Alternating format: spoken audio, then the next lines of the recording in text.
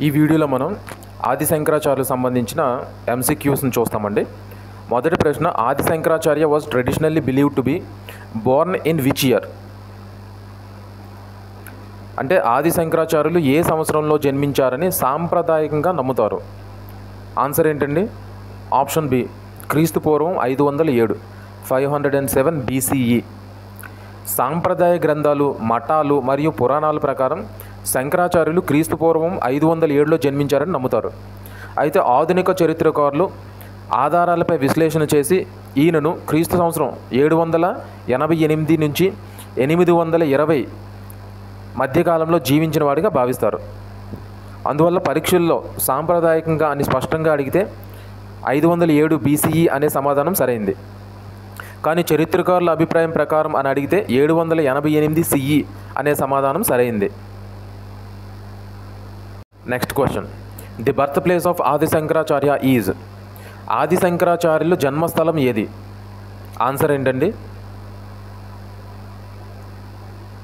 Option B, Kalady. Adi శంకరాచార్యులు అద్వైత వేదాంతాన్ని ప్రచారం చేసిన గొప్ప గురువు. ఈయన క్రీస్తు సంవత్సరం 788లో కేరళలోని పెరియార్ నది ఒడ్డున ఉన్న కాలడి గ్రామంలో జన్మించారు.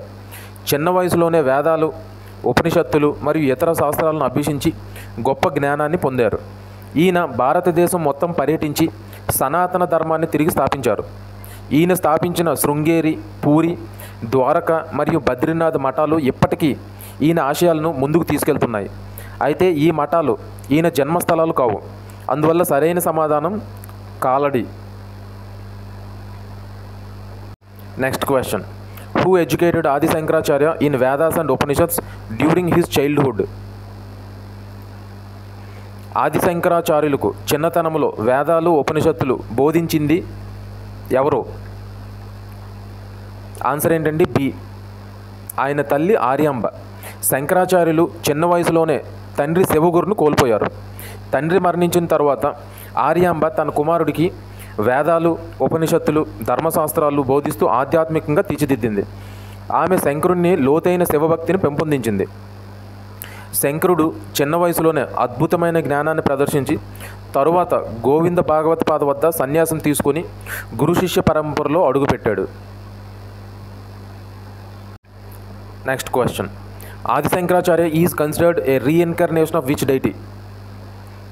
ఆది శంకరాచార్యులను ఏ దేవుని అవతారంగా భావిస్తారు?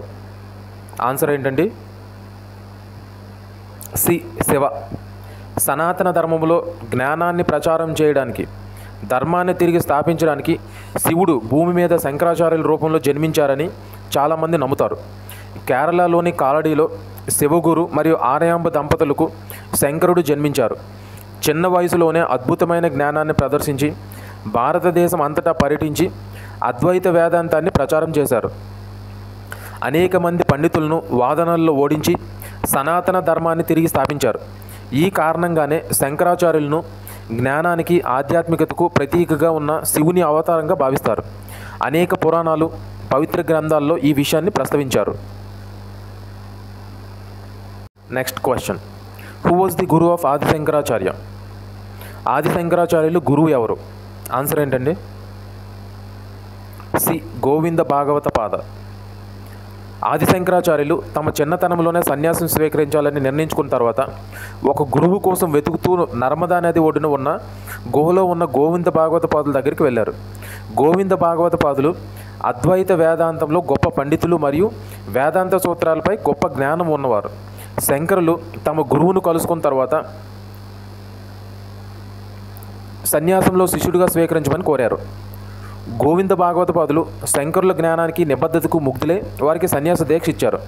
గోవింద భాగవత పాదుల దగ్గర శంకరులు వేదాంత సూత్రాలు, ఉపనిషత్తులు మరియు ఇతర శాస్త్రాలను లోతుగా అభ్యసించారు.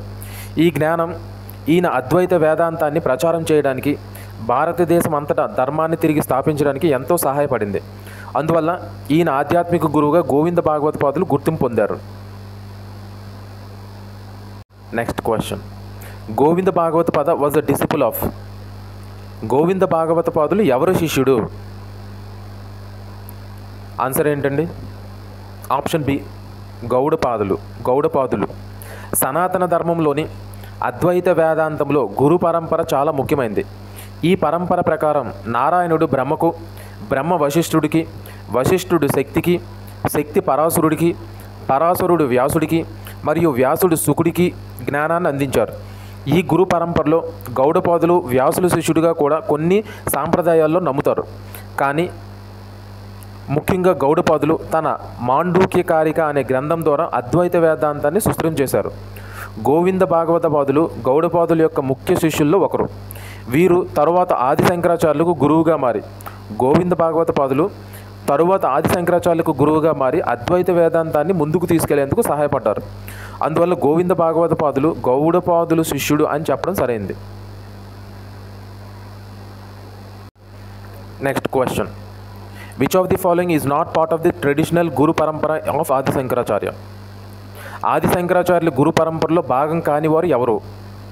ఆన్సర్ ఏంటండి? ఆప్షన్ డి, బుద్ధుడు. ఆది శంకరాచార్యుల గురు పరంపర సనాతన ధర్మంలో చాలా ముఖ్యమైనది. ఈ పరంపరలో జ్ఞానం ఒక గురువు నుండి శిష్యుడికి అనాదిగా వస్తూ ఉందని నమ్ముతారు. ఈ పరంపర దైవిక గురువులతో మొదలై తర్వాత ఋషుల ద్వారా, ఆ తర్వాత మానవ గురువుల ద్వారా కొనసాగుతుంది. సాధారణంగా శంకరాచార్యులు గురు పరంపరలో ఉన్నవారు సదాశివుడు ఈయనను మొదటి గురువుగా భావిస్తారు. వ్యాసుడు ఈయన వేదాలను విభజించి అనేక గ్రంథాలు రచించారు. శుకుడు వ్యాసుడి కుమారుడు మరియు శిష్యుడు. గౌడపాదులు గోవింద భాగవతపాదుల యొక్క గురువు. గోవింద భాగవతపాదులు ఆది శంకరాచార్యులకు గురువు. ఈ పరంపరలో బుద్ధుడు భాగం కాదు. బుద్ధుడు బౌద్ధ మతాన్ని స్థాపించారు. ఇది వేదాంతానికి భిన్నమైన తత్వశాస్త్రం కాబట్టి బుద్ధుడు ఈ జాబితాలో సరిపోడు. నెక్స్ట్ క్వశ్చన్, ఆది Shankaracharya is the founder of which philosophical school? ఆది శంకరాచార్యులు ఏ తత్వశాస్త్ర పాఠశాల వ్యవస్థాపకుడు? ఆన్సర్ ఏంటండి? సి, అద్వైత వేదాంతం. అద్వైతం అంటే రెండు కానిది లేదా ఒకటే అని అర్థం. ఈ తత్వశాస్త్రం ప్రకారం ఆత్మ మరియు బ్రహ్మ రెండు వేరువేరు కావు, ఒకటే. ఈ సిద్ధాంతం ప్రధానంగా ఉపనిషత్తుల పైన ఆధారపడి ఉంటుంది. శంకరాచార్యుల ప్రకారం మనం ఈ ప్రపంచంలో చూసే భేదాలు కేవలం మాయ లేదా భ్రమ మాత్రమే. జ్ఞానం ద్వారా ఈ మాయను తొలగించుకొని ఆత్మ మరియు బ్రహ్మ ఒక్కటే అని తెలుసుకోవడం ద్వారా మోక్షం పొందవచ్చని శంకరాచార్యులు బోధించారు. మిగతా ఆప్షన్స్ చూస్తే ద్వైత వేదాంతం అనేది బ్రహ్మ ఆత్మ మరియు జగత్తు వేరువేరు అని చెబుతుంది. దీనిని మాధవాచార్యులు స్థాపించారు. విశిష్ట అద్వైతం ఇది బ్రహ్మ ఆత్మ మరియు జగత్తు వేరువేరు అయినప్పటికీ అవి బ్రహ్మతో సంబంధం కలిగి ఉంటాయని చెబుతుంది. దీనిని రామానుజాచార్యులు స్థాపించారు. సాంఖ్య ఇది చాలా ప్రాచీన తత్వశాస్త్రం. దీనిలో పురుష మరియు ప్రకృతి అనే రెండు ప్రధాన అంశాలు ఉంటాయని చెబుతుంది. దీనిని కపిల మహర్షి స్థాపించారు. Next question, which of the following was not a contribution of Adi Shankaracharya? క్రింది వాటిలో శంకరాచార్యులు కృషి లేనిది ఏది? ఆన్సర్ ఏంటండి? బి, బౌద్ధమత పునరుద్ధరణ. శంకరాచార్యులు బౌద్ధమత పునరుద్ధరణ కోసం పాటుపడలేదు. ఆది శంకరాచార్యులు ప్రధాన లక్ష్యం సనాతన ధర్మాన్ని తిరిగి స్థాపించడం మరియు హిందూ మతాన్ని బలోపేతం చేయడం. ఆ సమయంలో బౌద్ధ మతం భారతదేశంలో విస్తృతంగా ఉండేది. బౌద్ధ సిద్ధాంతాలు ముఖ్యంగా శూన్యవాదం, సర్వం శూన్యం అని చెప్పే సిద్ధాంతం ఉపనిషత్తులు వేదాంతానికి భిన్నంగా ఉండేది. శంకరాచార్యులు భారతదేశం అంతటా పర్యటించి పండితులతో చర్చలు జరిపి అద్వైత వేదాంతం యొక్క గొప్పతనాన్ని నిరూపించారు. ఈయన బోధనలు బౌద్ధమత సిద్ధాంతాలకు వ్యతిరేకంగా ఉన్నాయి. అందువల్ల బౌద్ధ మతం క్షీణించడానికి ఈయన పరోక్షంగా కారణమయ్యారు. అందుకే ఈయన బౌద్ధమత పునరుద్ధరణకు కృషి చేయలేదు, కానీ దానికి వ్యతిరేకంగా పనిచేశారు.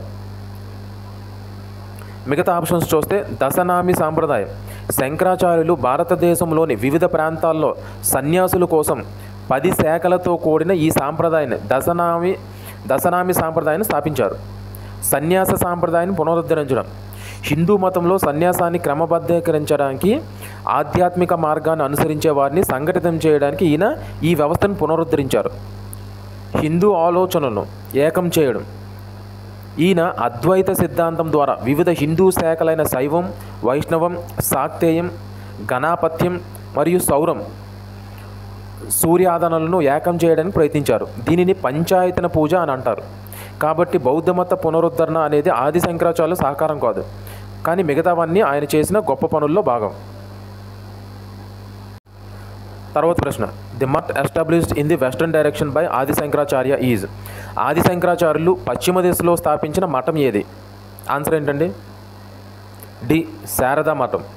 ఆది శంకరాచార్యులు సనాతన ధర్మాన్ని తిరిగి స్థాపించడానికి దేశంలోని 4 దిక్కులలో 4 ముఖ్యమైన మఠాలను స్థాపించారు. ఈ మఠాలు ఒకప్పుడు 4 వేదాలను, హిందూ తత్వశాస్త్రాలను భద్రపరచడానికి, ప్రచారం చేయడానికి కేంద్రాలుగా ఉండేవి. మొదటిది శృంగేరి శారదాపీఠం. ఇది దక్షిణ దిశలో కర్ణాటక రాష్ట్రంలోని శృంగేరిలో ఉంది. ఇక్కడ యజుర్వేదానికి ప్రాధాన్యత ఇస్తారు. గోవర్ధన మఠం. ఇది తూర్పు దిశలో ఒడిస్సాలో పూరిలో ఉంది. ఇక్కడ ఋగ్వేదానికి ప్రాధాన్యత ఇస్తారు. 3 జ్యోతిర్మఠం. ఇది ఉత్తర దిశలో ఉత్తరాఖండ్ రాష్ట్రంలోని బద్రీనాథ్ దగ్గర ఉంది.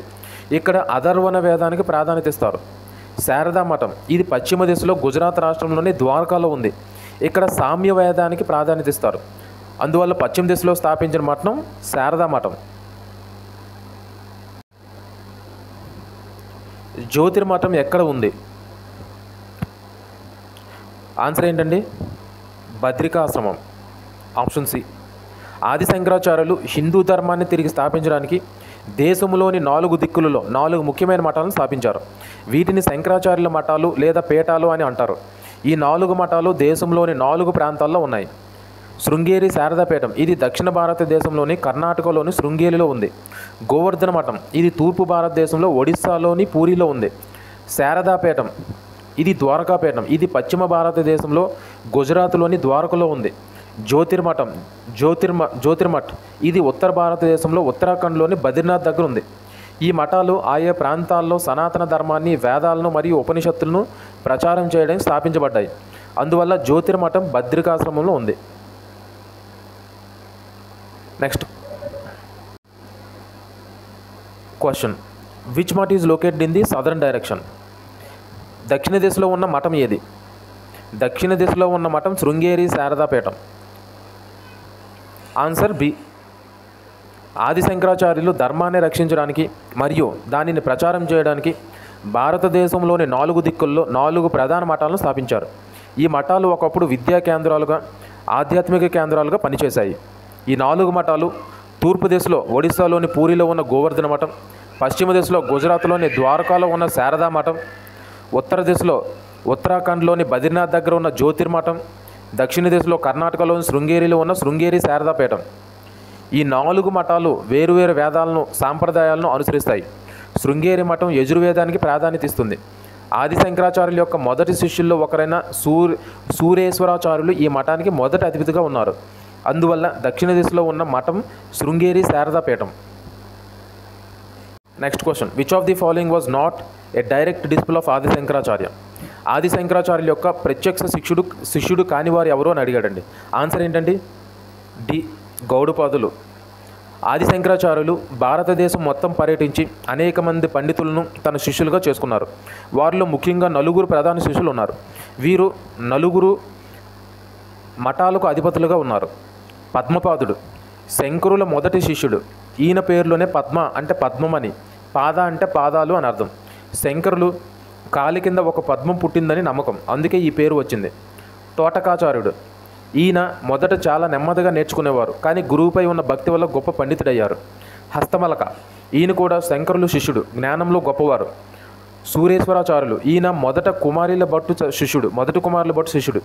తరువాత శంకరాచార్యులకు శిష్యుడిగా మారి శృంగేరి మఠానికి అధిపతి అయ్యారు. వీరితో పాటు ఇంకా కొంతమంది శిష్యులు ఉన్నారు. అయితే గౌడపాదులు శంకరాచార్యులు గురువు అయిన గోవింద భాగవత పాదులు గురువు. అంటే గౌడపాదులు ఆది శంకరాచార్యులు గురువుకు గురువు. అందువల్ల ఈయన శంకరుల ప్రత్యక్ష శిష్యుడు కాదు.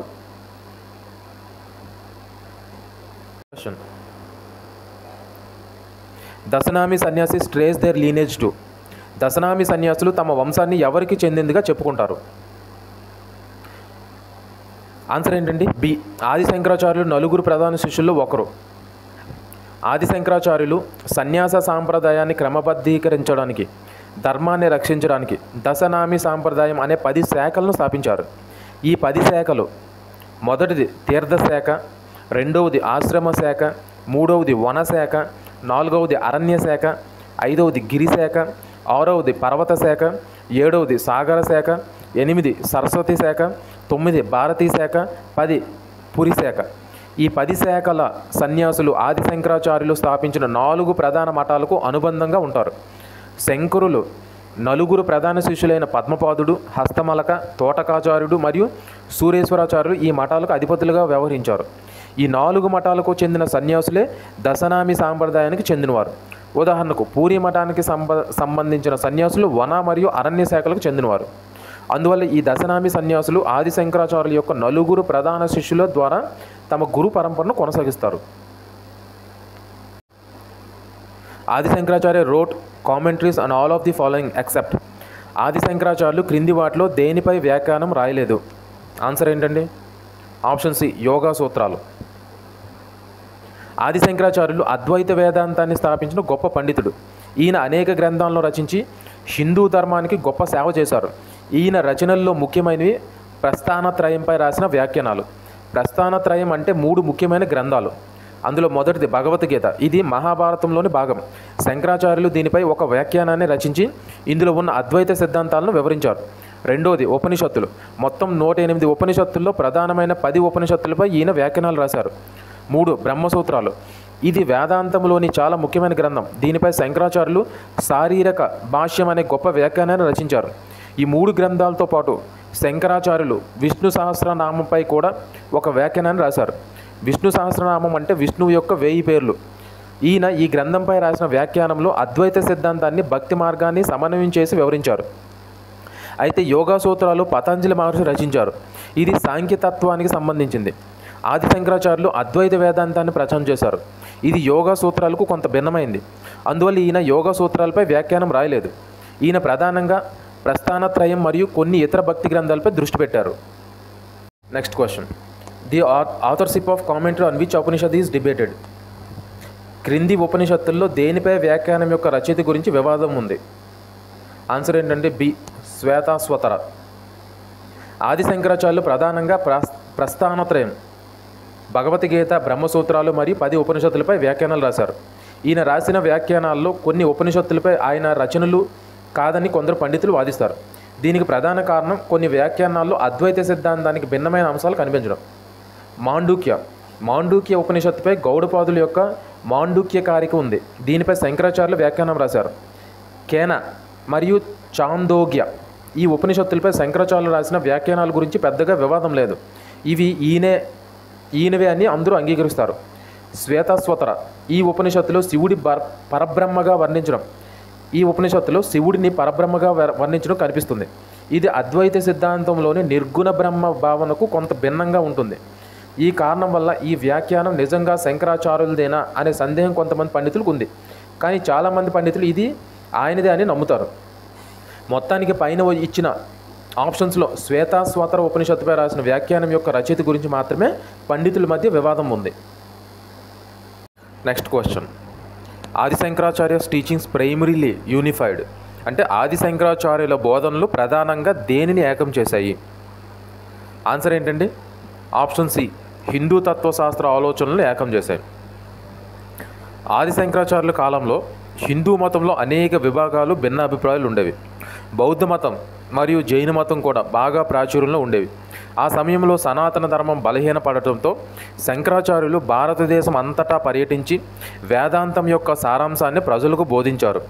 ఈయన అద్వైత వేదాంతం ద్వారా ఆత్మ, బ్రహ్మం మరియు జగత్తు ఒకటేనని బోధించి వివిధ హిందూ శాఖల మధ్య ఉన్న భేదాలను తగ్గించడానికి ప్రయత్నించారు. ఈయన ప్రధానంగా వివిధ హిందూ సాంప్రదాయాలైన శైవం, వైష్ణవం, శాక్తేయం, గణాపత్యం మరియు సౌరములను ఏకం చేయడానికి పంచాయతన పూజ అనే ఒక ఆచారాన్ని ప్రవేశపెట్టారు. ఈ ఆచారంలో 5 దేవతలను శివుడు, విష్ణువు, దుర్గా, గణపతి మరియు సూర్యుడు ఒకేసారి పూజిస్తారు.